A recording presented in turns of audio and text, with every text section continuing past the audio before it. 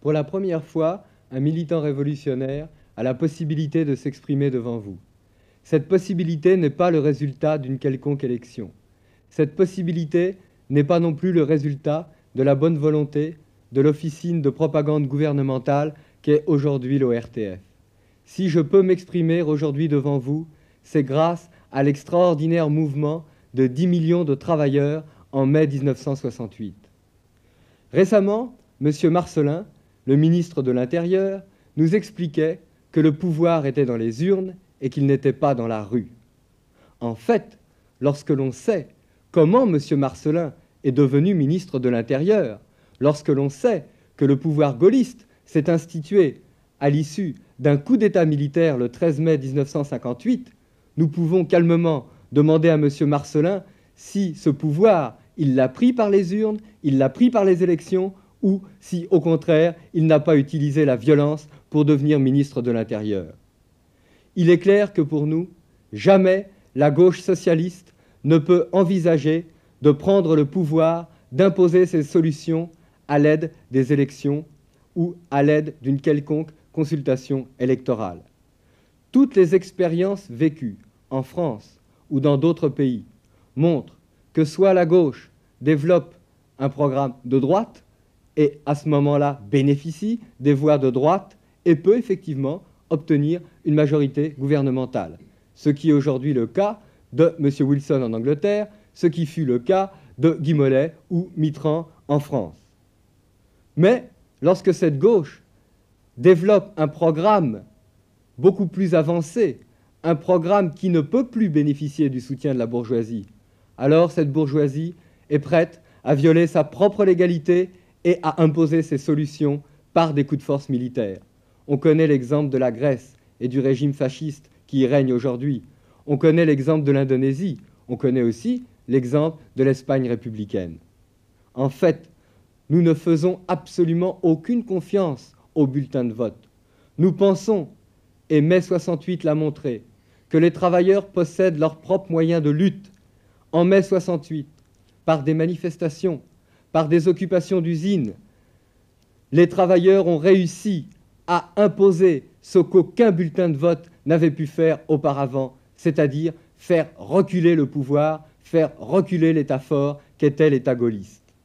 En quelques semaines, l'État gaulliste a donné ce qu'il n'avait jamais accordé en 10 ans de pouvoir. Mais pour nous, mai 68 ne sera pas un anniversaire que nous fêterons comme d'anciens combattants, ni un enterrement, ce que s'efforce de faire aujourd'hui la totalité des partis de la gauche officielle. Mais fut pour nous un immense espoir. Et ce que nous nous efforcerons de faire à travers cette campagne, que nous voulons avant tout une campagne militante, c'est d'expliquer ce qui s'est passé durant ces journées. C'est d'en tirer tous les enseignements, de montrer toutes les carences aussi du mouvement de mai, de façon à armer les étudiants, les travailleurs pour les prochaines luttes qui ne seront pas, qui ne peuvent pas être des luttes électorales. Les enseignements sont extrêmement nombreux. On nous a expliqué pendant des années qu'il n'y avait plus de classe ouvrière, que le régime capitaliste, néo-capitaliste, avait résolu toutes ces contradictions, qu'aujourd'hui, il était capable d'augmenter de façon permanente le niveau de vie. Or, que voyons-nous? Et les travailleurs d'ailleurs l'ont vu en mai 68. Il existe des centaines de milliers de chômeurs. Il existe aujourd'hui des dizaines de milliers de jeunes sans emploi ou, lorsqu'ils trouvent un emploi dans une usine, généralement le trouvent pour des tâches qui ne correspondent pas à leur qualification professionnelle. Aujourd'hui, dans les entreprises, les cadences augmentent avec la perspective d'augmentation du profit. En mai 68, par millions, les travailleurs ont pris conscience que le problème n'était plus de se battre pour telle ou telle réforme, pour 2 ou 3% d'augmentation immédiatement reprise par le patronat, mais qu'il était nécessaire pour faire aboutir leurs principales revendications, de transformer radicalement la société et de prendre en main eux-mêmes les centres de production. C'est ce qui a commencé à être fait par les occupations d'usines, par la mise en route par les travailleurs eux-mêmes dans certaines localités des usines, mais sans les patrons. une période de véritable liberté a régné sur la France pendant ce mois de mai 1968. À cette époque, nous disions que tout était possible et on nous a traités de gauchistes, d'enragés. Mais lorsque l'on regarde de près la situation, lorsqu'on lit tous les ouvrages qui paraissent aujourd'hui sur cette période, lorsqu'on voit la panique qui régnait dans les bureaux ministériels désertés pour la plupart, lorsqu'on voit dans quel état d'isolement se trouvait cette grande bourgeoisie, coupée des travailleurs, coupée des étudiants, coupée des couches moyennes, coupée de la petite paysannerie, on peut comprendre qu'effectivement, à cette époque, si les partis ouvriers avaient donné une véritable alternative politique, une alternative socialiste permettant d'offrir la perspective d'un gouvernement des travailleurs et donnant aux travailleurs les moyens de lutte pour obtenir un tel but, alors la situation aurait complètement changé. Alors nous ne nous prononcerions pas aujourd'hui dans cette période électorale pour savoir si nous devons avoir un Pompidou ou un Poher à la tête de l'État. Aujourd'hui, en l'absence de lutte ouvrière, la bourgeoisie a pu restabiliser provisoirement son système. Elle s'est même permis le luxe de renvoyer De Gaulle à colomber les deux églises. Il est clair que De Gaulle a permis, en mai 58, d'assurer un changement décisif dans les institutions. Mais après mai, l'instabilité du régime est apparue. De Gaulle avait perdu énormément de prestige et face aux nouvelles luttes possibles et prévisibles, la bourgeoisie a compris qu'il était nécessaire de se séparer de De Gaulle pour envisager un régime capable d'affronter la classe ouvrière dans les mois à venir. Deux candidats s'offrent à nous, Poher et Pompidou, chacun présentant un programme extrêmement différent, comme vous pouvez en juger. L'un est pour le mouvement dans la continuité, l'autre est pour la continuité dans le mouvement. Voilà la démocratie, voilà le choix décisif qu'on nous impose aujourd'hui. Mais ceci est possible, parce que face à ces candidats, la gauche officielle n'offre aucune alternative. Plusieurs candidats se proposent, mais nous pouvons leur poser la question. Où étiez-vous en mai, lorsqu'il ne s'agissait pas de voter, lorsqu'il y avait ces luttes ouvrières, lorsqu'il y avait ces grèves? Où était Mollet? Où était Defer? Où était Mitterrand?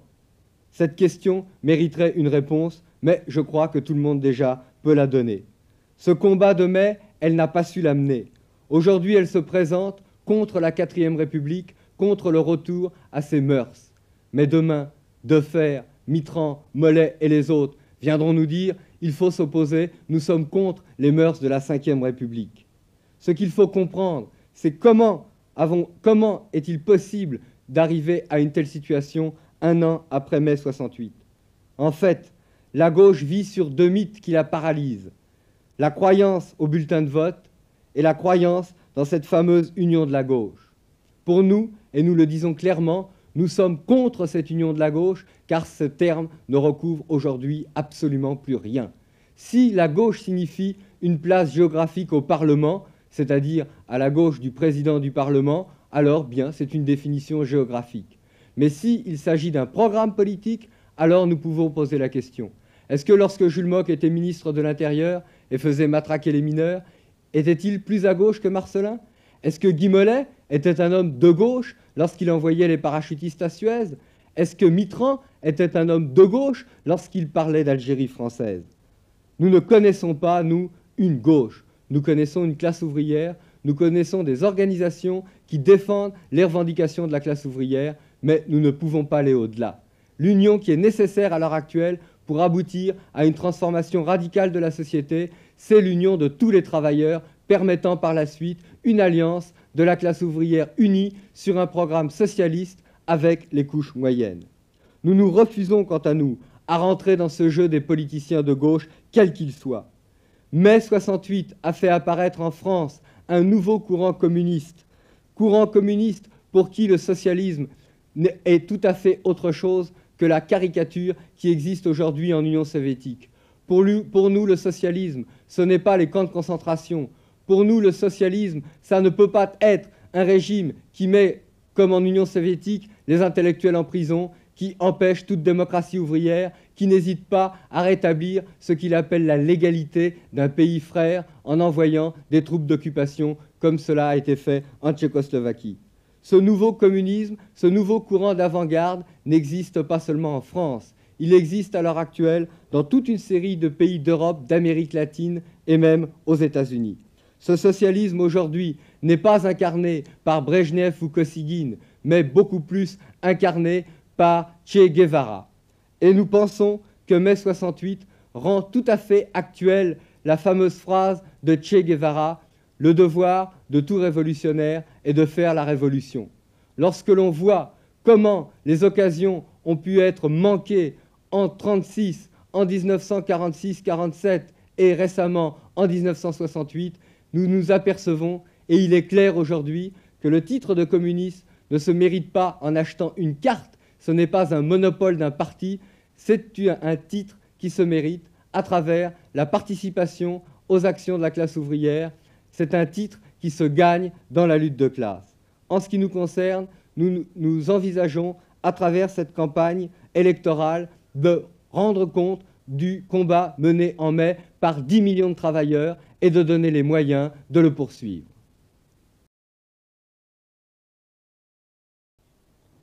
Jacques Duclos, vous allez le voir apparaître dans quelques instants sur le petit écran.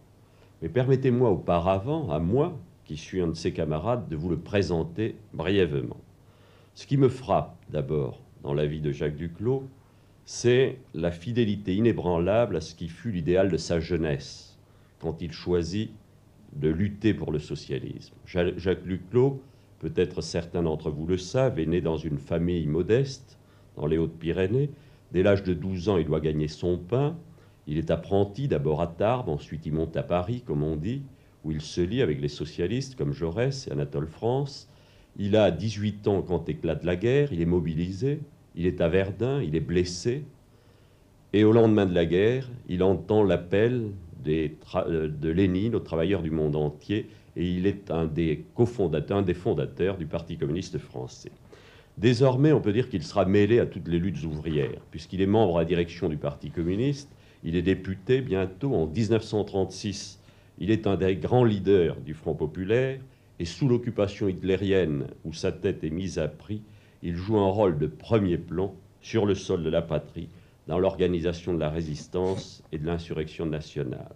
Et c'est à cette époque, je m'en souviens, que si je peux me permettre un souvenir personnel, que le jeune étudiant contestataire que j'étais lut pour la première fois le nom de Jacques Duclos sur une feuille polycopiée qui était jaunie, qui était salie, qui était froissée et qui avait pour titre l'humanité. Je dois dire que je m'en souviens encore. En tout cas, depuis la libération, Jacques Duclos a poursuivi le combat pour les grandes causes qui éclairaient ses espoirs d'adolescent, qu'il s'agisse de la défense des revendications des travailleurs français ou qu'il s'agisse aussi de manifester sa solidarité avec les travailleurs des pays coloniaux. Tel est Jacques Duclos, qui aurait pu, comme tant d'autres, choisir de faire carrière et qui a préféré être un militant. Il est un homme politique, mais il n'a jamais été un politicien. Jamais son nom n'a été mêlé au moindre scandale, et même des journalistes qui ne partagent pas ses idées ont tenu à rendre hommage à son honnêteté, à son intégrité. Au cours d'un demi-siècle qui a été fertile en événements de toutes sortes et en tragédies aussi, eh bien, il n'a pas cessé de mener le même combat, courageusement, généreusement, sans jamais dévier de la voie qu'il s'était tracée. Et je me souviens, là encore, de la réflexion peut-être mélancolique que fit un jour François Mauriac aux obsèques de Marcel Cachin, qui fut un compagnon de lutte de Jacques Duclos et qui fut le directeur de l'Humanité. Toute une vie au service de la classe ouvrière, disait François Mauriac, toute une vie au service de la classe ouvrière, cela mérite le respect. Eh bien, je crois que Jacques Duclos, pour les mêmes raisons, mérite le même respect. Jacques Duclos, je ne t'appellerai pas Monsieur le Président. Et je vais te tutoyer. Je sais que je cours le risque de choquer ou de surprendre tout au moins un certain nombre de téléspectateurs, mais nous nous connaissons depuis longtemps, nous menons le même combat, nous sommes des camarades, des amis, et il y a entre nous quelque chose de très fort et de très précieux qui s'appelle la fraternité. Alors pourquoi faire du cinéma, si j'ose ainsi m'exprimer? Peut-être ce n'est pas conforme aux usages, mais c'est conforme à la réalité puisque nous nous tutoyons dans la vie. Est-ce que tu es d'accord? Tu as bien raison de me tutoyer puisque nous nous tutoyons ailleurs. Et comme ça, nous ne faisons pas du cinéma ni du théâtre, c'est la vie, tout simplement. Bien. Alors, un autre problème, c'est que je n'ai guère l'habitude à la télévision de poser des questions et que je me bats en général pour défendre mes idées. Et la difficulté de te poser des questions, c'est que je connais en général la réponse puisque nous défendons l'un et l'autre la même politique, mais comme je reçois beaucoup de lettres à l'Humanité à l'heure actuelle, je voudrais me borner aujourd'hui à être l'interprète, l'intermédiaire de ces lecteurs auprès de toi pour que tu puisses répondre aux questions qu'ils se posent. Alors Jacques Duclos, une première question qui revient souvent, n'aurait-il pas été préférable qu'il y eût une candidature unique de la gauche? Ben, nous avons pensé nous-mêmes au Parti communiste français qu'il était préférable qu'il y ait une candidature unique de la gauche. Et à cet effet, nous avons fait des propositions au Parti socialiste.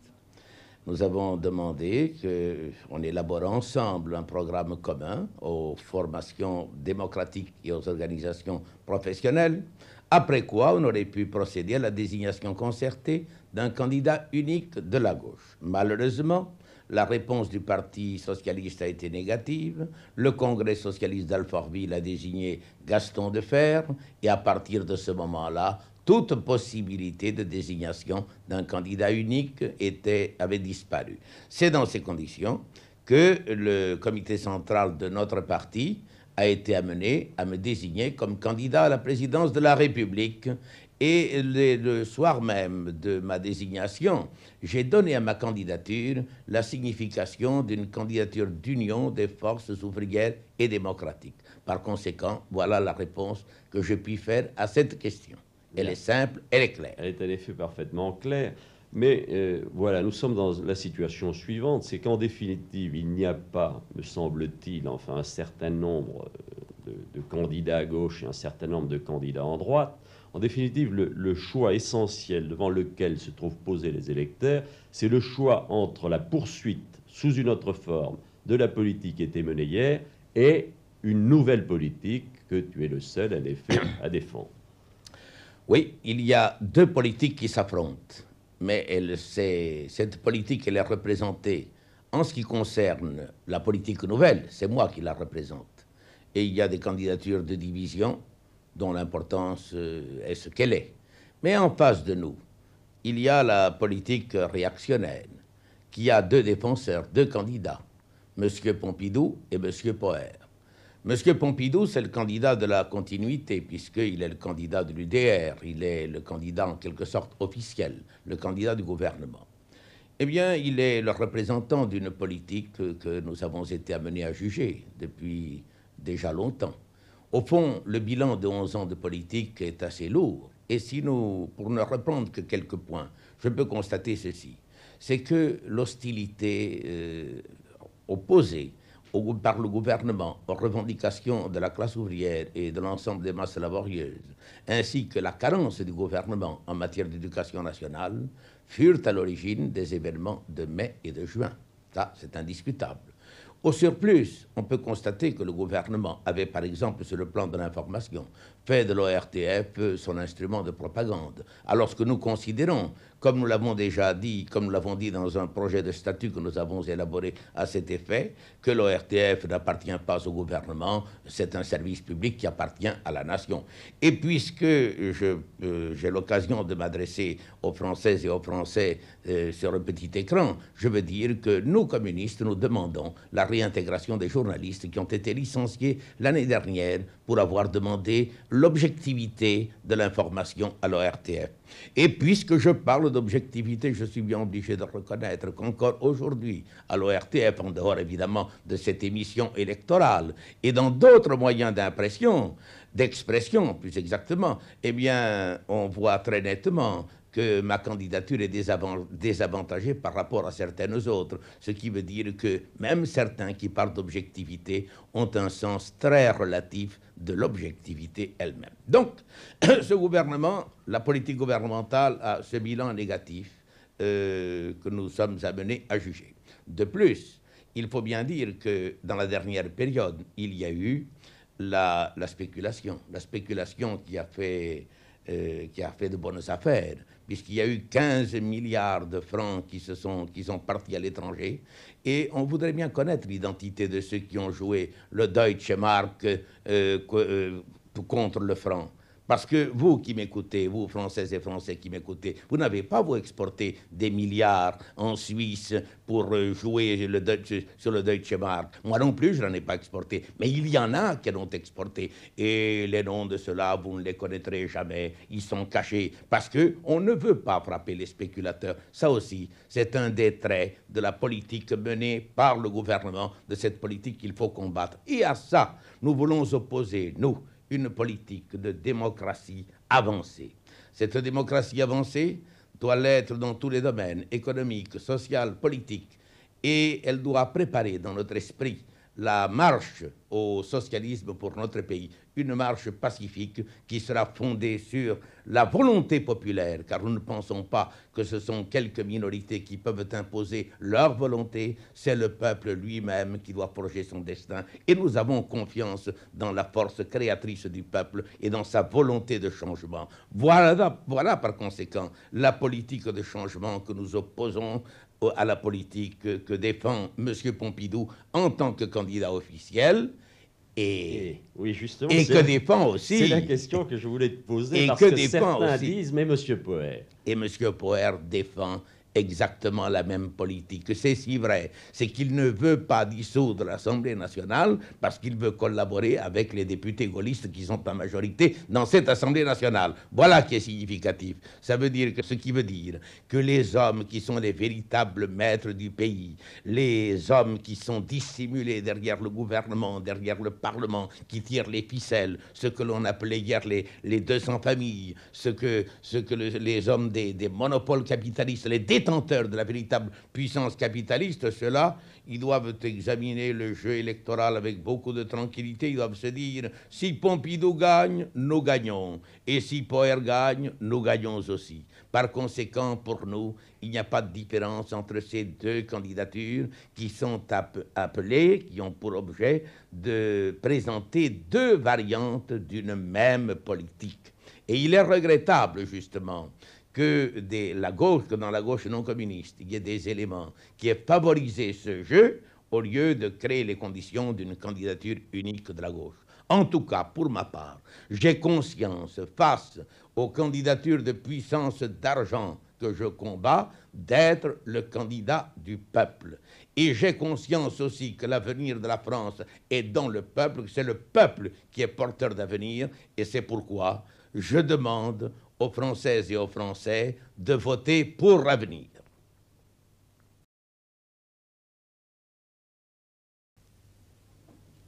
Françaises, Français, au cours de ce premier entretien, vous attendez sans doute de moi que je vous dise pourquoi je suis candidat à la présidence de la République et aussi qui je suis.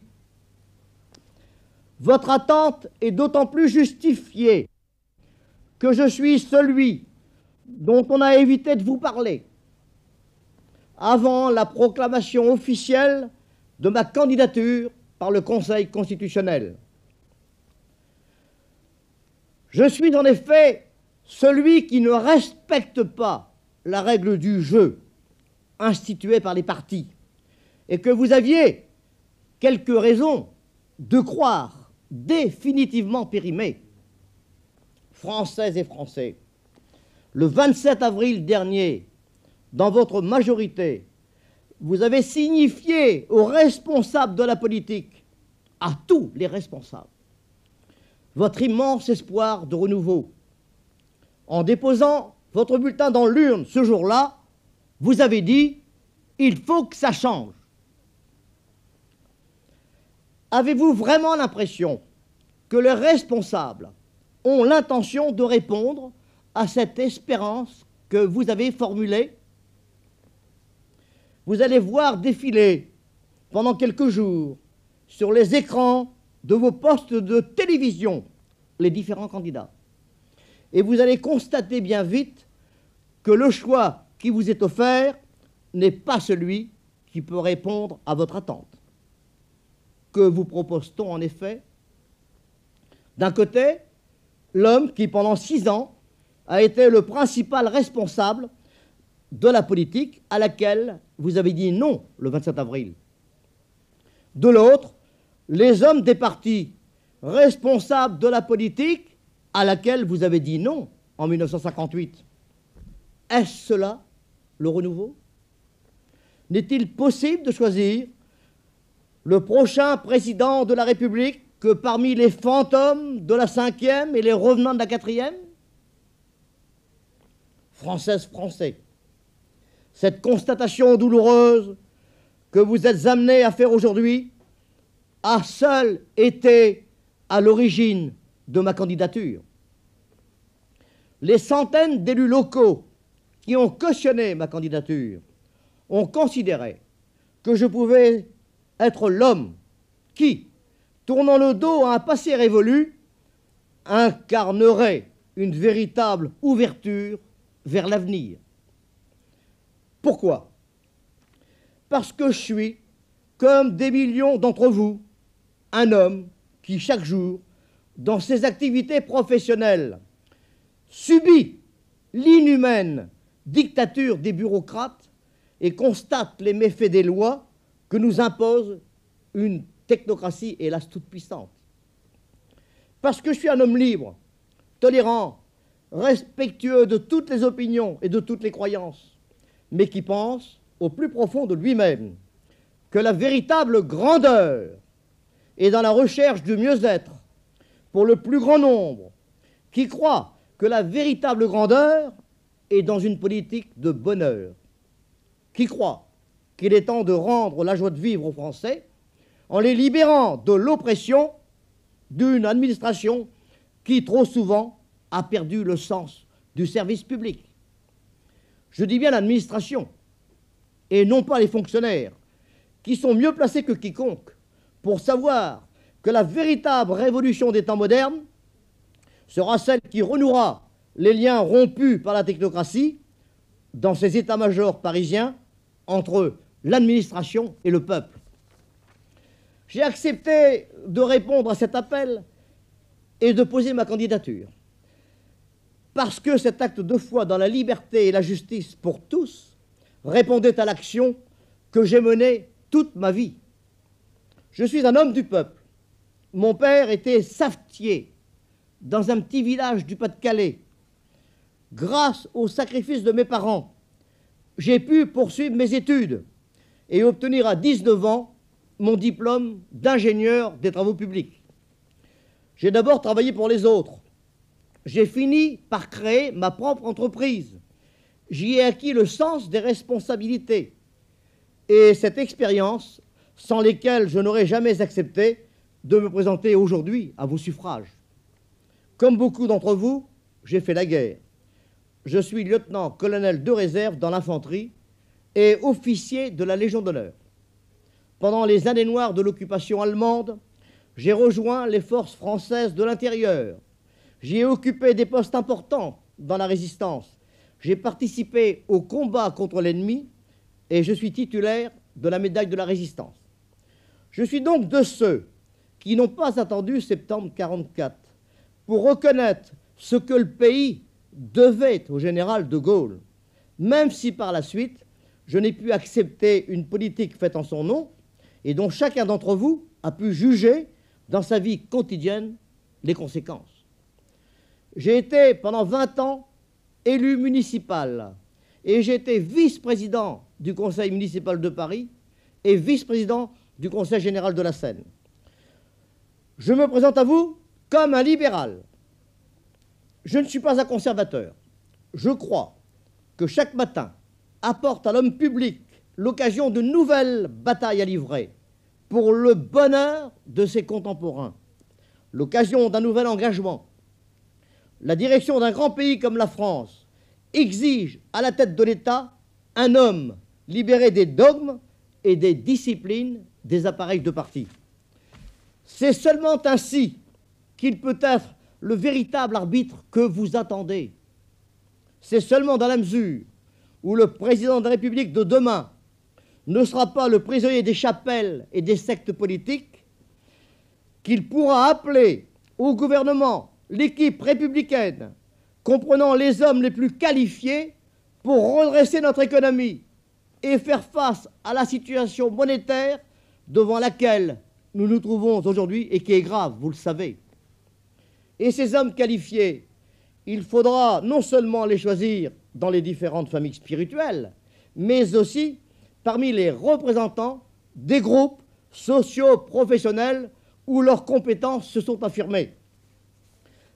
Contre la dictature des technocrates, contre une information dirigée, contre les atteintes aux libertés communales, contre une politique de logement absurde, contre le carcan dirigiste, contre la force participation, contre le sort fait aux rapatriés et aux expropriés, contre l'oppressif TVA, contre la dépréciation des prix agricoles, contre le sort fait aux commerçants, artisans, PME, contre la crise universitaire, contre la sous-représentation des organisations professionnelles, contre la coûteuse et illusoire politique de prestige, contre les contradictions de la politique étrangère poursuivie ces dernières années, vous venez d'exprimer votre refus. Mais pouvez-vous sérieusement penser que ceux qui viennent aujourd'hui vous faire de belles promesses seront capables d'accomplir demain ce qu'ils ont été incapables de réussir hier? Pouvez-vous un seul instant croire que pour ouvrir les portes d'un avenir plus juste, plus humain, plus heureux, vous devez vous adresser aux hommes d'hier ou à ceux d'avant-hier? Il n'en est pas un seul de ceux contre lesquels je me présente aujourd'hui, auxquels la France n'ait pas dit non d'une façon catégorique. À celui-ci, elle l'a dit le 27 avril dernier. À cela, elle l'a dit en 1958, devant les échéances tragiques qui nous menaçaient. À ces autres, elle l'a signifié en juin dernier, lorsqu'ils exploitaient à des fins partisanes le mouvement spontané de la jeunesse. Je suis ainsi celui qui vient devant vous les mains propres, libre de passer avec le peuple de France un contrat sincère et loyal. Françaises, Français, je suis présent dans cette élection présidentielle, certes, pour vous permettre de faire respecter le choix que le peuple de France a fait le 27 avril dernier. Comme beaucoup d'entre vous, hommes et femmes de toutes conditions, j'entends que l'État, désormais, soit au service de la collectivité nationale et se préoccupe de réaliser pour chacun et pour tous des conditions de vie meilleures. Je sais que vous êtes très nombreux à partager mes sentiments. J'aime les citoyennes et les citoyens qui accomplissent chaque jour honnêtement leurs devoirs, et quelles que soient leurs opinions religieuses, philosophiques ou politiques, j'entends les servir avec passion. Je respecte les hommes d'État qui mettent leur connaissance et leur expérience au service de la nation. J'honore et je considère les hommes politiques qui gagnent leur vie en faisant leur métier et qui, en plus, pour servir leur idéal, consacrent leurs efforts à la gestion des affaires publiques et font ainsi bénéficier leurs concitoyens de l'expérience qu'ils ont acquise dans les luttes de la vie. Mais je méprise, comme vous, ceux qui viennent de la politique, qui vivent de la politique, et surtout ceux qui, n'ayant pu réussir leur vie, prétendent mener les affaires du pays. C'est ainsi que je me présente à vous aujourd'hui. J'aspire à être un président citoyen, à l'image des citoyens de ce pays. J'aspire à être un véritable arbitre, seulement soucieux d'apporter la liberté et la justice pour tous. Après tant d'expériences douloureuses, vous êtes en droit de l'exiger. Françaises, Français, je fais confiance à votre jugement et à votre sagesse. Ensemble, vous et moi, nous allons montrer aux professionnels de la politique que quelque chose va changer en France. Vous venez d'entendre l'homme qui, plus que tout autre, est responsable de la crise politique, économique et sociale que traverse notre pays.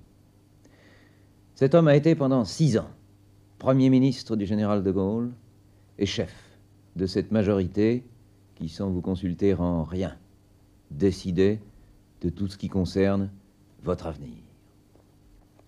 Le bilan de cette gestion, il est écrasant, mais vous le connaissez par votre situation même d'aujourd'hui à chacun de vous.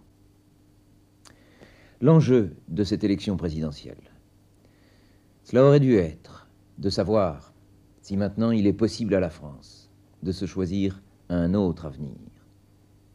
Et à côté des 2 candidats de droite qui de plus en plus disent la même chose et défendent la même politique au point qu'ils s'en accusent réciproquement, en face de ces 2 candidats de droite, la grande question c'était de savoir si ce soir vous auriez pu avoir en face de vous un candidat unique de la gauche.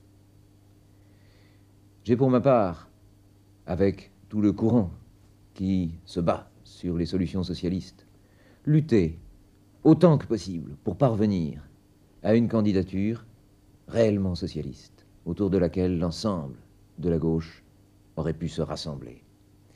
Mais cela n'a pas dépendu de nous. Et les responsables de cette situation, vous les connaissez. C'est une fraction, c'est un clan de la SFIO, sous la conduite de M. Defer, qui a décidé qu'on en arriverait là. En fait, cette division, si elle nous a déçus, ne m'a pas pour ma part beaucoup surpris, car elle a des raisons. Et nous en reparlerons d'ailleurs, car nous sommes amenés à nous revoir, n'est-il pas vrai? Et il s'agit là du problème le plus difficile que la gauche française ait à aborder dans les prochaines années. Mais je voudrais aujourd'hui en prendre un seul exemple. Si la gauche éclate, si elle se meurt, c'est qu'elle n'a rien à dire. Et si elle n'a rien à dire aujourd'hui tout entière, c'est que devant les plus graves des événements récents, elle a hésité ou s'est dispersée. Vous vous souvenez, il y a 1 an tout juste, de cet extraordinaire mouvement à travers lequel des millions de travailleurs, ouvriers, mensuels, cadres, paysans aussi, étudiants et enseignants, fonctionnaires même, posaient la question de la situation qui leur est faite.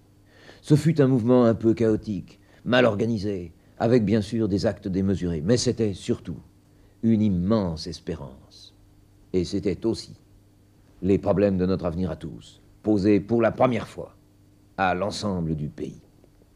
En face de cela, il y a eu dans la gauche tout ce qu'on a voulu. Il y a eu ceux qui n'ont rien compris. Vous chercheriez vainement ce qu'a dit M. Defer à l'époque, car il n'a rien dit. Il y a eu ceux qui, délibérément, ont cherché à limiter, à amoindrir la signification du mouvement, à le ramener à des revendications qui ne posaient pas les problèmes du pouvoir dans notre société. Notre conception à nous était autre. C'est qu'à cette occasion, la France prenait conscience, et chacun de vous, de l'ensemble des difficultés, des problèmes qu'elle a à résoudre pour assurer son avenir. Aujourd'hui, chez nous, les 3/4 des paysans s'interrogent sur le destin qu'on leur prépare, sur la place qui sera la leur dans ce pays même. Un très grand nombre d'ouvriers, de mensuels, de techniciens, de cadres savent que leur emploi est menacé, incertain, parce qu'il n'y a pas de réponse au changement des techniques et parce qu'on ne prépare rien. L'université qu'avait créée la grande bourgeoisie à son image et pour organiser la continuité de sa domination, l'université est en pleine crise. La moitié de nos régions stagnent, certaines même dépérissent, se dépeuplent, sans qu'on n'y prépare rien pour assurer véritablement un avenir d'expansion et de développement complet pour chacun. Et puis, plus gravement peut-être, notre monnaie même est très menacée. menacés par cette spéculation absurde, devant laquelle, vous l'avez vu, on dépend de tout, de n'importe quoi, d'une rumeur, du climat. C'est la monnaie météorologie. Quel système absurde. Jamais la démonstration ne nous en avait été faite avec autant de clarté. Alors, tous ces problèmes, ils appellent à nos yeux des solutions de type socialiste. Et puis, il en est d'autres qui viennent de se poser plus récemment. Ceux que je viens de citer, ce sont des problèmes économiques et sociaux. On pourrait croire qu'il suffit de bien gérer pour les résoudre. Mais plus récemment, se trouve posé le problème même du pouvoir. 2 exemples. Ces jours derniers, à l'instant même, un groupe financier étranger essaye de prendre le contrôle d'une des plus importantes de nos sociétés sidérurgiques, le groupe Schneider. Et le gouvernement, qui se veut libéral, qui se veut capitaliste, hésite tout de même sur la formidable démission que représenterait l'abandon à d'autres du pouvoir de décider de l'avenir d'un grand nombre de nos travailleurs. Et puis, en même temps, une équipe de journalistes, qui pourtant ne défendait pas nos idées, loin s'en faut, fait aussi une grève importante, parce qu'elle veut exiger de contrôler ce qui est fait de son travail, de limiter le droit absolu du propriétaire à faire ce qu'il en veut. C'est la question du pouvoir qui est posée. Elle l'est dans toutes nos entreprises, agricoles, industrielles ou de services. Elle l'est partout le mouvement syndical. C'est aujourd'hui le problème du pouvoir qui est le problème de l'avenir de la France. Ce problème du pouvoir, j'ai compris peu à peu que seul le socialisme lui apportait une solution. Mais qu'est-ce que c'est aujourd'hui que le socialisme dans une situation comme la nôtre, dans un pays développé? Malcommode, il n'y a pas de modèle. Il faut donc de l'imagination, il faut réinventer. C'est l'objet de la solution socialiste que je vous décris aujourd'hui, au nom de notre courant. Le socialisme, c'est d'abord un combat. Regardez d'ailleurs le peu de sécurité que nous avons aujourd'hui dans la société française. Ces nationalisations qui nous garantissent contre les dégâts des crises économiques, ou au moins une partie d'entre eux.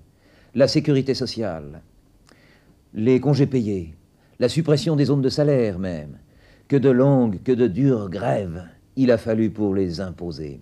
Et cela continuera. C'est partout et toujours la lutte qui arrache et la loi légalise après.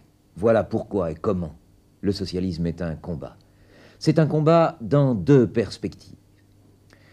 La première perspective, c'est que la société contrôle ses propres affaires et ne laisse pas ce soin aux intérêts des hommes de profit. Il est inadmissible qu'un petit nombre d'industriels, de banquiers, de grands capitalistes décident de nos affaires, sans rendre compte, le moins du monde, à qui que ce soit, et en fonction de leur seul profit. Pour arriver à ce résultat, il faudra nationaliser certains secteurs, il faudra transformer bien des choses. La seconde perspective, c'est qu'en même temps, et c'est là que la perspective est nouvelle par rapport à d'autres sociétés, c'est qu'en même temps, chacun de nous, chacun de vous, puisse, dans son entreprise, dans sa commune, dans sa région, connaître, discuter, puis contrôler les décisions qu'il subit, les décisions qui façonnent, fabriquent petit à petit ses conditions d'existence. Voilà la seconde perspective. Alors cela conduirait à développer tout un programme, et c'est ce que je ferai au cours de ces différentes soirées. Mais de tout cela découlent d'abord 3 objectifs principaux qui entraînent les autres. Ces 3 objectifs principaux, le premier concerne l'État.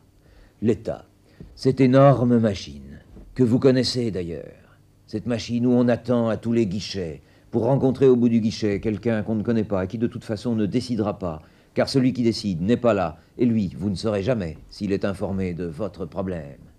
Reconquérir l'État, le démocratiser, le décentraliser, faire que ce dont dépend notre vie quotidienne soit décidé dans la commune et dans la région, sous notre contrôle.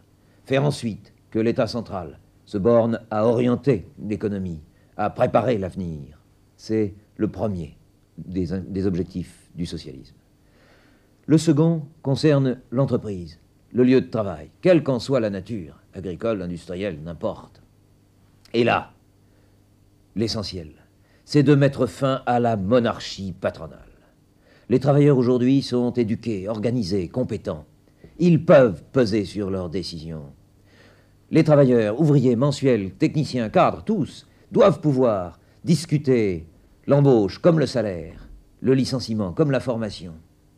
On peut d'ailleurs changer de président de la République ou changer de maire. Il faut que l'on puisse aussi changer de patron. Et c'est le deuxième des objectifs du socialisme. Le troisième concerne notre système d'enseignement, d'éducation permanente, d'information et de culture. Vous le connaissez bien. Il a été fabriqué par une toute petite couche sociale, par une classe très limitée, la haute bourgeoisie, pour organiser la continuité de sa domination.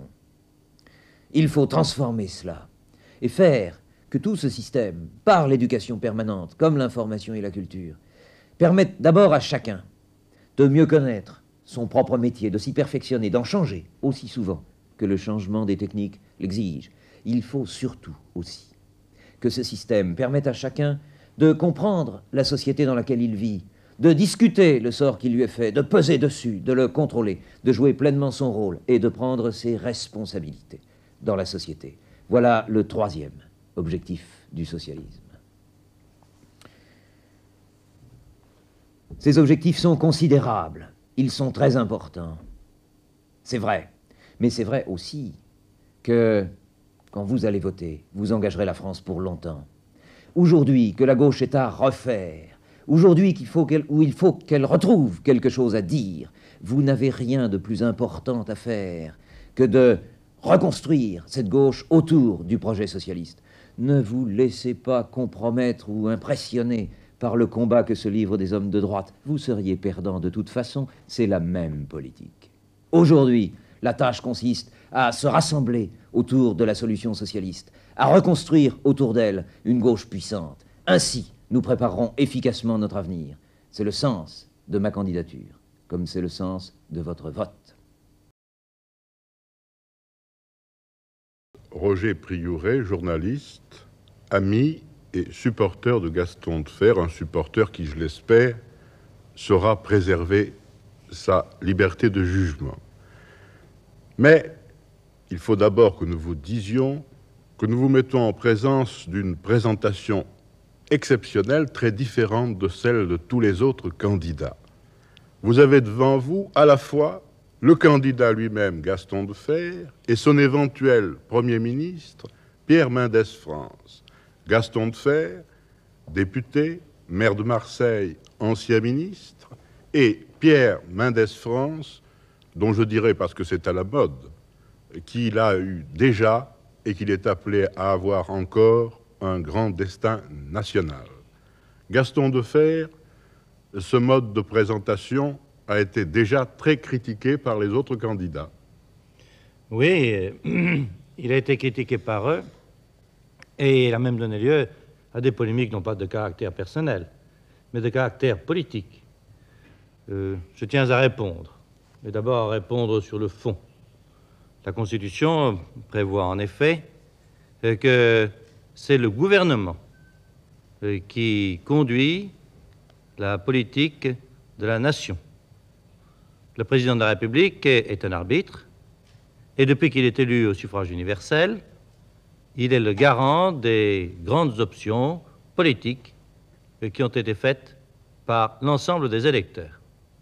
Si bien que, en nous présentant ensemble, Pierre Mendès France et moi-même, devant les électeurs, nous pouvons définir d'une part les grandes options du candidat à la présidence de la République, et d'autre part, et c'est très important étant donné la gravité de la situation économique, sociale, financière, monétaire dans laquelle nous nous trouvons, nous pouvons définir le programme, et c'est Pierre Mendès France qui le fera, du gouvernement, car cela intéresse les Français. Le lendemain des élections, que va-t-on faire? Quelle politique va-t-on appliquer? C'est une question capitale pour vous tous et pour vous toutes qui nous écoutez.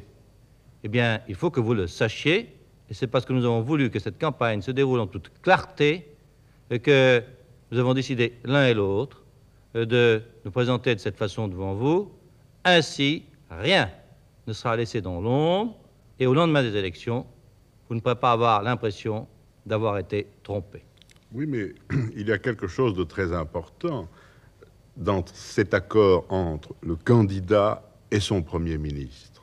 Réfléchissez à ce qui est en train de se passer. Ceux d'entre vous qui lisent attentivement les journaux le savent. M. Poher, président intérimaire, et M. Couve de Murville ont engagé une guerre de communiqués. Cette guerre de communiqués, vous vous l'épargnez à l'avance et il serait sain que les autres candidats en fissent autant. Oui, mais ils ne peuvent pas le faire. Car, et c'est là que le bas les blesse, car s'ils le faisaient, ils risqueraient de mécontenter certains de leurs amis et donc une partie de leur électorat. Or, nous savons parfaitement que si M. Pompidou ou si M. Poher désigne tel ou tel Premier ministre, ce ne sera pas la même politique qui sera faite. Si bien que suivant le choix du Premier ministre, c'est une politique ou une autre qui sera faite par le gouvernement et que vous, qui êtes directement concernés par cela, vous qui nous écoutez, vous en subirez les conséquences. C'est la première chose que nous aurons à faire, d'ailleurs, Pierre Mendès France et moi, c'est le bilan, l'inventaire, pour savoir où on en est. Et à cet égard, je dois dire que l'actuel gouvernement et le candidat gouvernemental ont de très lourdes et de très graves responsabilités.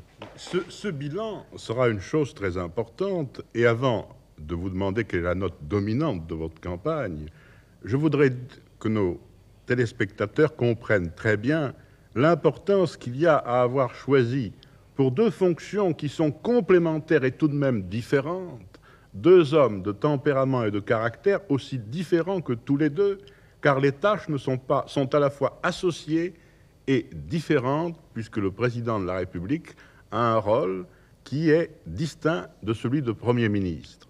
Mais je vous demande, Gaston Defferre, qu'est-ce qui vous ferait le plus important tout de suite à faire dès que 16 juin? Eh bien, je l'ai dit, d'abord le bilan, ensuite déterminer les responsables, et puis mettre en œuvre immédiatement une politique pour faire face à la situation. Financière. La situation monétaire, financière dans laquelle se trouve notre pays. Les responsables, nous les connaissons. Et le principal d'entre eux, celui qui a eu la charge d'intendance pendant plus de 6 ans, appelons-le par son nom, c'est M. Georges Pompidou. Oh bien, je sais qu'aujourd'hui, il promet tout. Il oublie ce qu'il a fait, il renie son passé. Et demain, si nous l'en croyons, il y aura moins d'impôts, plus de logements, plus d'hôpitaux, d'écoles, de lycées, de facultés. Et même, dit-il, le téléphone fonctionnera bien. Je dois dire que quand on entend cela, il y a lieu de sourire. Car, est-ce que vous vous rappelez qu'en 1957, un grand hebdomadaire avait fait faire une enquête pour savoir quels étaient les services publics qui fonctionnaient le mieux ou le plus mal en France? Moins mal. Ou le moins mal en France. Or, on avait conclu que c'était le téléphone qui fonctionnait le mieux. Vous voyez ce que ces messieurs en ont fait. Et puis, Pierre Mendès France va vous le dire, sur le plan de l'économie en général, ils ont poussé notre pays, ils l'ont acculé presque à la voie du sous-développement par rapport à nos partenaires du marché commun. Je ne parle pas, bien sûr, des grandes nations, et des très grandes nations qui, elles, ont pris sur nous une avance considérable. Ils ont donc une très lourde responsabilité. Et il s'agit de savoir maintenant comment nous allons pouvoir sortir de la situation dans laquelle ils nous ont placés. Et avant cela, je voudrais que Pierre Mendès France nous précise bien sa pensée sur ce problème qui est le plus chaud en 1969, celui de la possible dévaluation du franc. Ah oui, on parle beaucoup de dévaluation, on parle beaucoup de la monnaie. Alors, je voudrais tout de même ici dire quelque chose qui, à mes yeux, est très important. La monnaie n'est qu'un reflet, n'est qu'une traduction d'une situation en profondeur, situation de l'économie, situation de la production industrielle, agricole, etc. Si tout cela se porte bien, la monnaie se porte bien. Si tout cela est mal géré, c'est la monnaie qui en subit les conséquences, et la monnaie, c'est le pouvoir d'achat. Et par conséquent, l'ensemble des Français en ressentent les effets.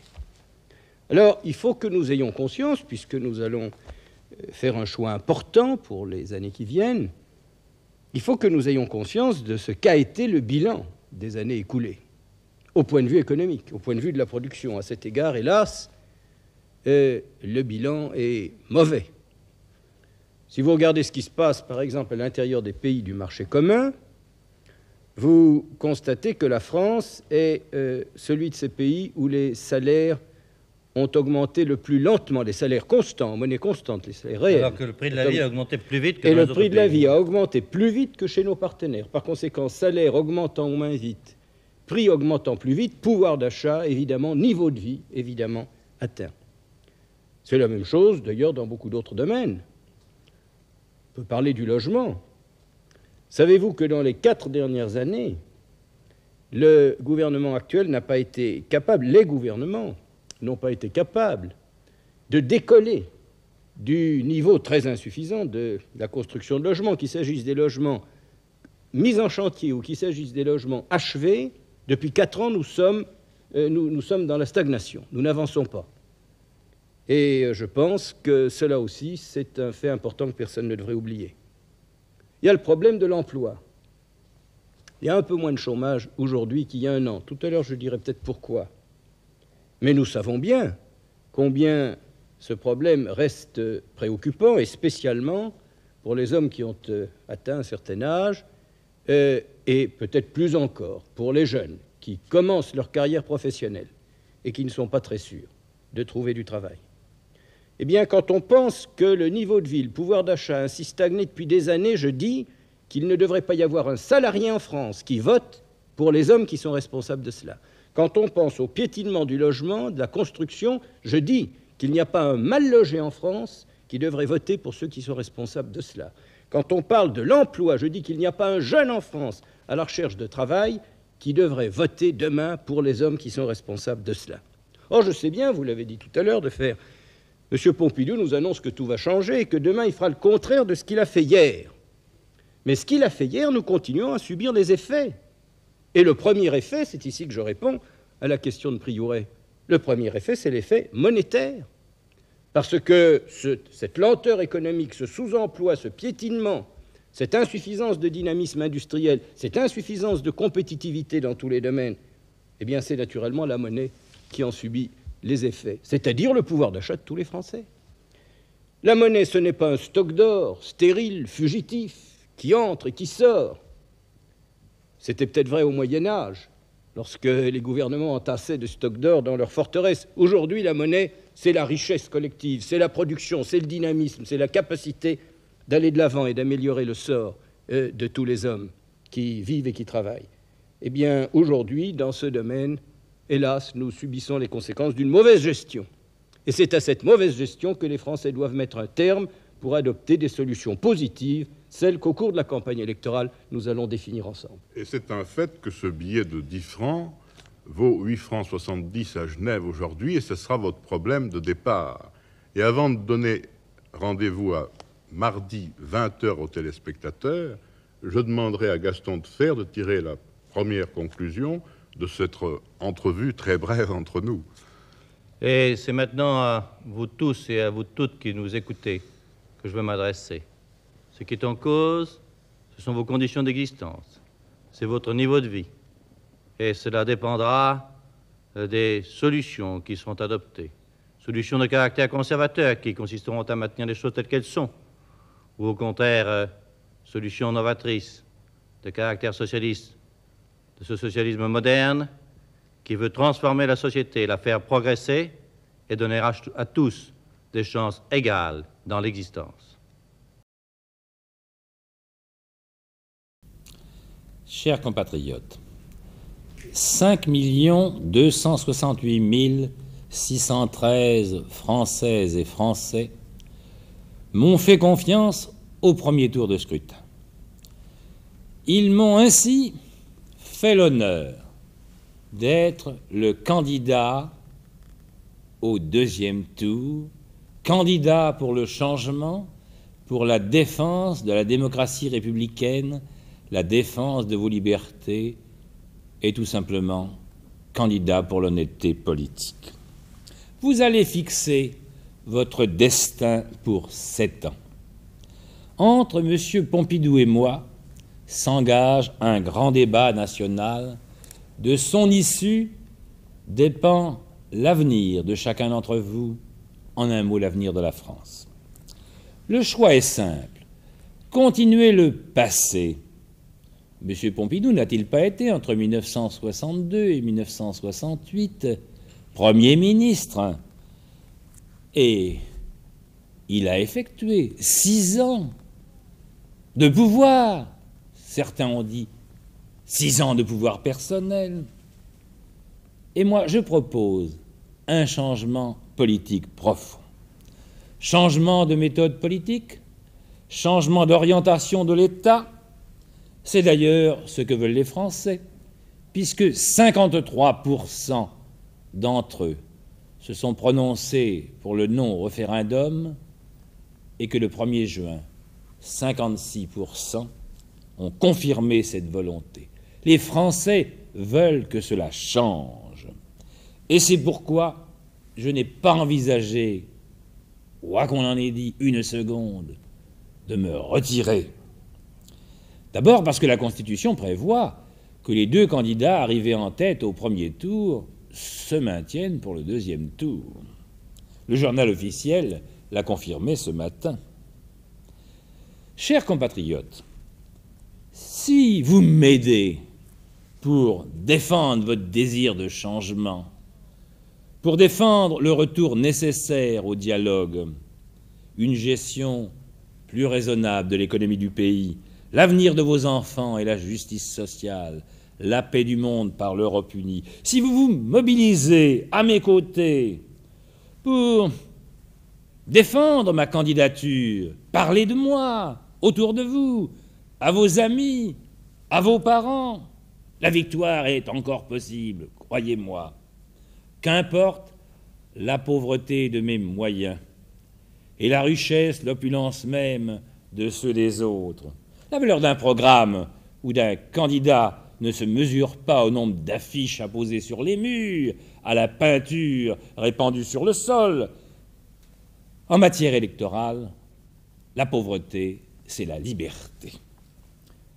Chers compatriotes, si vous le voulez, vous pourrez, avec moi, mener une nouvelle bataille du non, celle du non à M. Pompidou. À quoi voulait aboutir M. Pompidou en demandant mon retrait? Que voulaient les bons esprits qui m'ont si longuement demandé de me désister ou de partir? Est-ce qu'ils voulaient obtenir pour M. Duclos un succès plus important, 35 à 40% des suffrages? Est-ce qu'ils voulaient éviter de faire mentir M. Malraux, qui a dit un jour qu'il n'y avait plus rien en France entre le gaullisme et le communisme? Eh bien, si, mes chers amis, il y a en France ce courant national que j'incarne avec vous et qui crée maintenant une véritable novation politique pour la défense de la République. Venons-en à ce combat. M. Pompidou a gouverné pendant 6 ans, je vous le disais tout à l'heure. La France le connaît bien. Pour ma part, je n'ai pas confiance en sa politique. Il veut tout changer, dit-il. Pourquoi n'a-t-il pas fait hier quand il était au pouvoir? Nous voulons d'abord libérer la République de l'emprise d'un clan et remettre de l'ordre dans l'État. Nous voulons, très simplement, éviter la colonisation de l'État. Après tout, qui est responsable des polices parallèles financées par des ressources inavouées? Qui a donné des cartes de policiers à des truands? Et qui paye tous ces gens-là, gens de sac et de cordes? Qui est responsable des pressions sur la magistrature? Qui n'a pas supprimé les juridictions d'exception? Et qui a favorisé la nomination rapide des magistrats qui acceptaient de siéger dans ces juridictions spéciales? En matière de subventions aux collectivités locales, qui est responsable d'un certain favoritisme? N'a-t-on pas entendu dans une campagne électorale, la dernière campagne municipale, des candidats pouvoir dire que si on ne votait pas pour leur liste, la ville serait privée d'équipements? Oui, parlons pas de la ORTF. L'ORTF, information téléguidée, opinion chloroformée, nous en reparlons dans une autre émission. mais également la mainmise sur l'État, des agents de l'État qui deviennent des agents de propagande. Pourquoi ne pas parler non plus de l'absence de dialogue dans les assemblées du Parlement, les votes bloqués, l'administration qui gouverne à la place du gouvernement et du Parlement. Il faudrait, à mon sens, et c'est notre devoir, libérer aussi les Français des charges écrasantes qui pèsent sur leur économie, épuisent la monnaie et menacent le climat social, le plein emploi. Les impôts sous la gestion de M. Pompidou, l'impôt direct a augmenté de 50%, l'impôt indirect de 80%, et si on nous dit aujourd'hui qu'on va dégrever 1 million d'assujettis à l'impôt général sur le revenu, il faut tout de même considérer qu'en 1962, il n'y avait que 3 millions de cotisants. Maintenant, il y en a 10. Il en restera au moins 9 millions. Le chômage, nombre de chômeurs qui était de 156 000 en 1962 est à 30 juin 68 de 540 000. Oh, remarquez, ce ne sont que des exemples. J'en présenterai bien d'autres dans les émissions suivantes.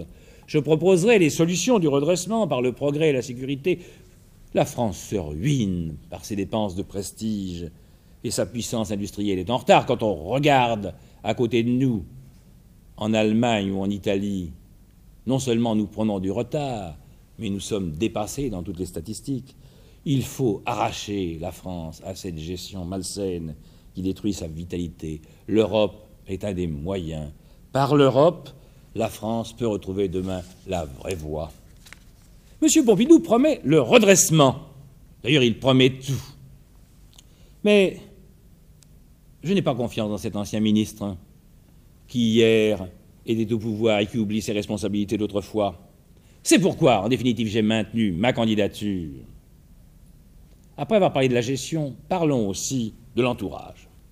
Les ultras du gaullisme et cette majorité unie qui va de Capitan à Giscard d'Estaing, en passant par Sanguinetti, Foccart, Debray, Ducatel, Tixier-Vignantour et Duhamel. Duhamel qui me combat aujourd'hui après m'avoir soutenu hier. Il y a une certaine démagogie aussi dans les exposés qui sont faits. Si je prends le cas des commerçants et artisans, on leur promet maintenant le salaire fiscal qu'on leur refusait hier. La réforme de la TVA et de l'assurance maladie qu'on a fait voter est maintenant à l'ordre du jour. Les agriculteurs, on leur promet une amélioration du revenu de l'exploitation familiale. Que ne l'a-t-on fait plus tôt? Les anciens combattants, égalité, règlement du contentieux. Aux collectivités locales, une meilleure répartition des charges entre l'État, le département et les communes. Mais tout ça a été au programme d'hier et on ne l'a pas fait.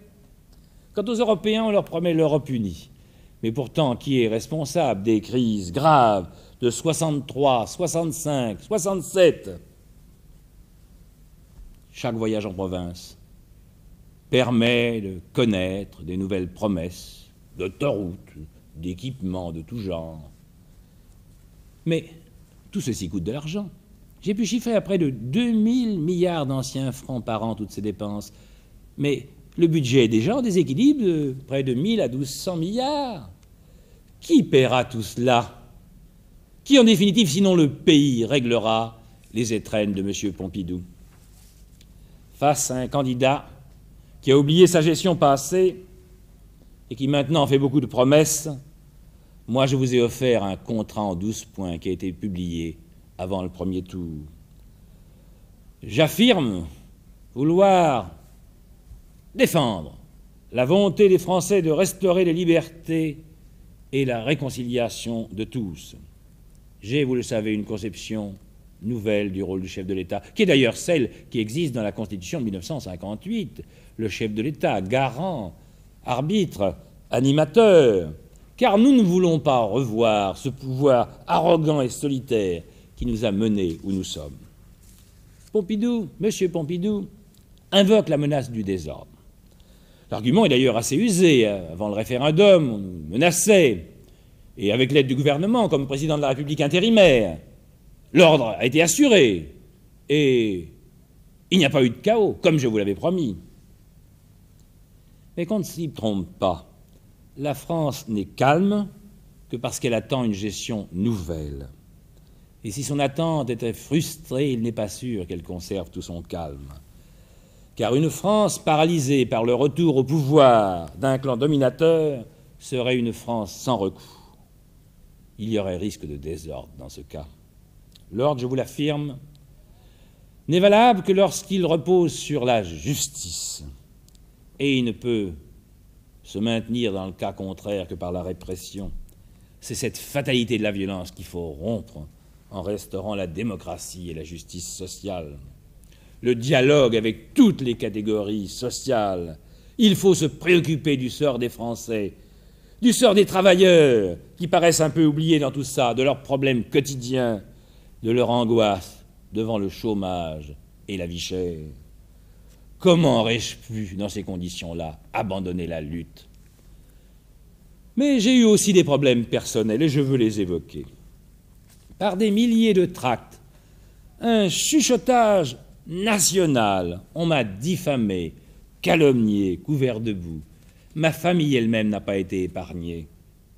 Faux résistant, disait-on. Ou écrivait-on. Hier, mes camarades de lutte, comprenant 20 compagnons de la Libération, sont venus me rendre justice. Faux combattants. Ma croix de guerre, 39-45, n'est-elle pas déjà un témoignage? Agent de l'étranger, complice des nazis, candidat qui voulait, disait-on, rendre l'Alsace française à l'Allemagne, on a osé envoyer de tels tracts en Alsace française. Homme de bonne, de Bruxelles, d'Israël, je ne sais. C'en est assez pour un seul homme. On peut être patriote et avoir des amis à l'étranger, beaucoup d'amis à l'étranger, en aimant sa patrie. Clérical, franc-maçon, tout à la fois, adversaire de l'école libre, adversaire de la laïcité, j'en passe. Mais serait-ce un déshonneur d'être catholique et tolérant envers toutes les opinions, en particulier, bien sûr, celles des autres, incapable, médiocre, ridicule? Mais je m'honore d'avoir été élu plusieurs fois président du Parlement européen, par l'unanimité des délégués français à Strasbourg, y compris les voix de l'UDR. Oh, tout ça, c'est déjà le passé. Et je remercie M. Pompidou d'avoir hier fait justice de ses accusations et d'avoir tenu lui aussi à ce que la campagne reste décente. Je demande à mes amis, je demande même à mes adversaires de contredire tous ces propos diffamatoires qui, croyez-moi, sont indignes de cette campagne électorale. Mais en ce qui me concerne, ma campagne à moi restera ce qu'elle a été, une campagne d'idées, une campagne politique et non pas une campagne personnelle. Et je développerai successivement tous les thèmes, j'ouvrirai les dossiers que je dois ouvrir, car vous avez à élire un président de la République, à choisir entre Pompidou ou Poher, pour libérer la France du clan politique qui la domine, pour redresser son économie en péril, pour lui rendre ses libertés et défendre la République, pour que la Ve République, celle de la Constitution de 1958, soit la République de tous les citoyens et de tous les Français. Vous me ferez confiance le 15 juin prochain. Merci, mes chers compatriotes.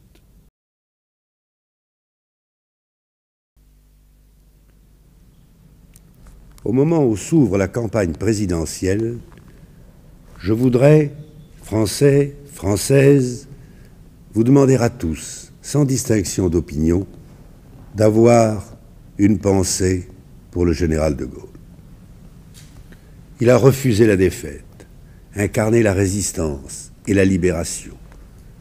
Il n'a cessé de dénoncer les faiblesses, l'impuissance d'un régime dont les hommes, tous presque sans exception, sont venus, un jour de 1958, lui demander de sauver la République et de résoudre le drame algérien. La République a été sauvée.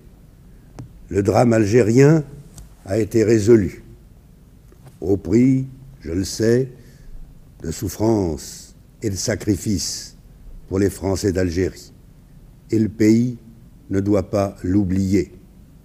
Mais enfin, pour la première fois, depuis plus de 50 ans, nos soldats, vos fils, vos frères, vos maris ne se battent plus nulle part sur la terre. C'est dire combien la tâche de qui prendra la suite paraît écrasante. Et pourtant, je suis candidat. Et je vais vous dire pourquoi. Pendant longtemps, vous le savez peut-être, je n'ai pas désiré une carrière politique active. Et puis en 1962, le général de Gaulle m'a nommé d'emblée Premier ministre. J'ai fait mon apprentissage. J'ai fait des fautes, comme tout le monde. Mais je ne crois pas avoir été indigne de ma fonction. Et d'ailleurs, le chef de l'État, 2 assemblées successivement, et le pays, chaque fois qu'il a été consulté, d'une façon ou d'une autre, m'ont confirmé ou même accru leur confiance. Et pendant toute cette période, chaque fois qu'on parlait de succession et de dauphin, et Dieu sait si la presse en parlait, eh bien, je ressentais plutôt une impression d'effroi. Et puis est venu mai 1968. L'agitation universitaire qui se développait partout dans le monde, à Paris, a pris une ampleur imprévue.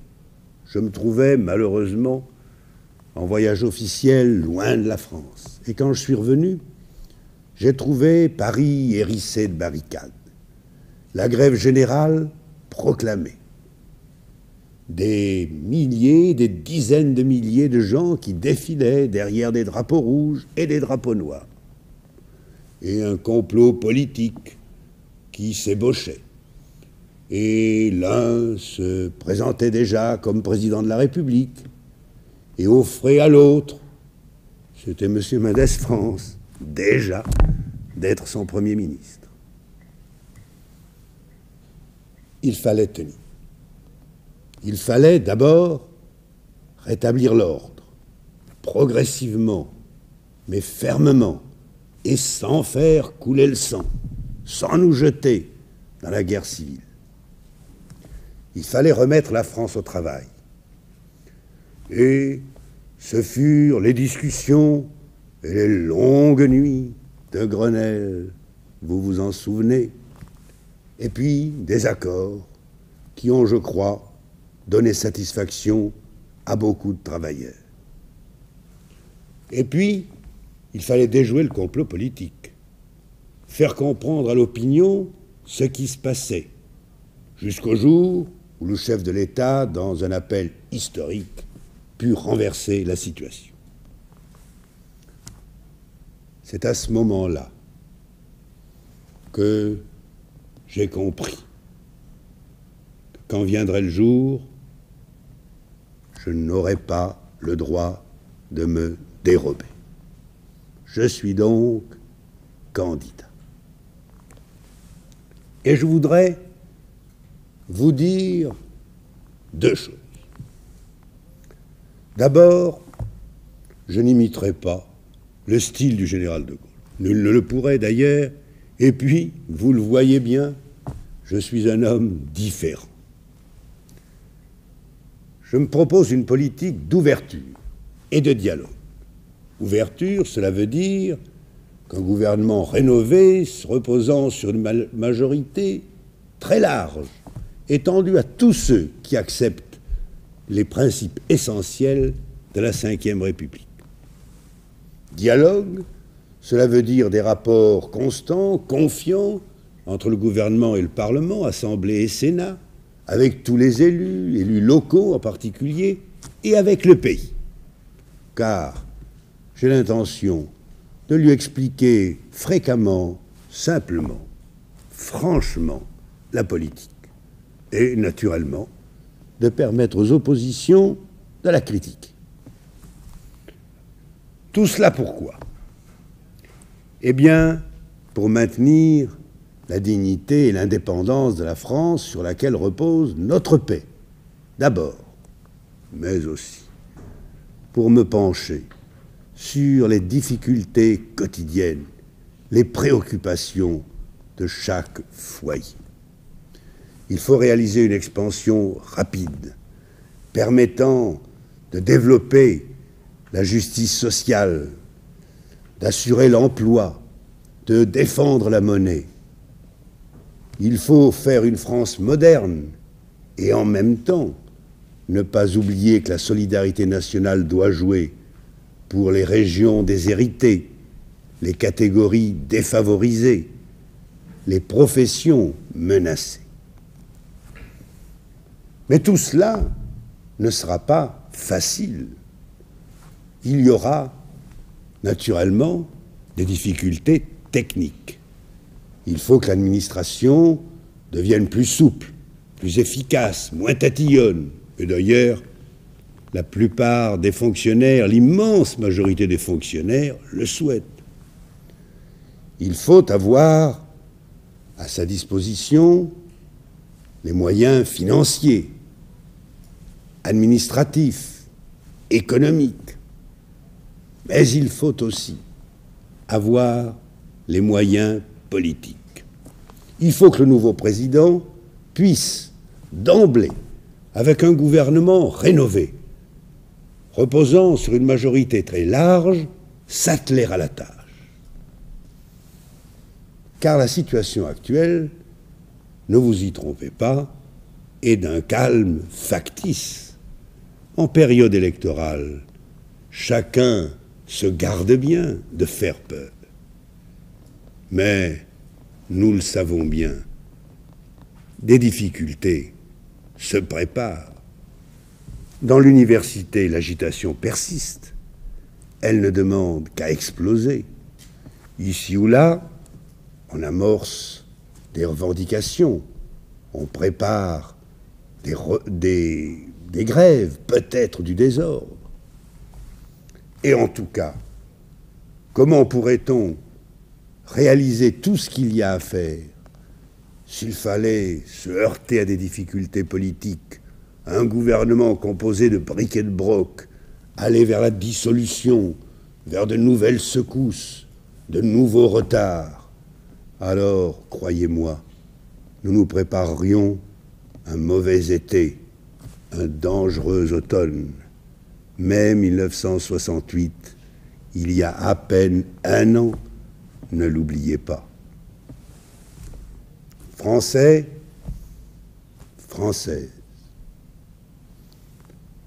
je suis un démocrate. Je crois être humain et libéral. Je crois aussi, et je le dis sans vanité, soyez-en sûrs, être capable de fermeté et l'avoir prouvé pour préparer des lendemains qui peuvent être, qui doivent être heureux, mais qui peuvent être dangereux. J'ai l'honneur de solliciter vos suffrages.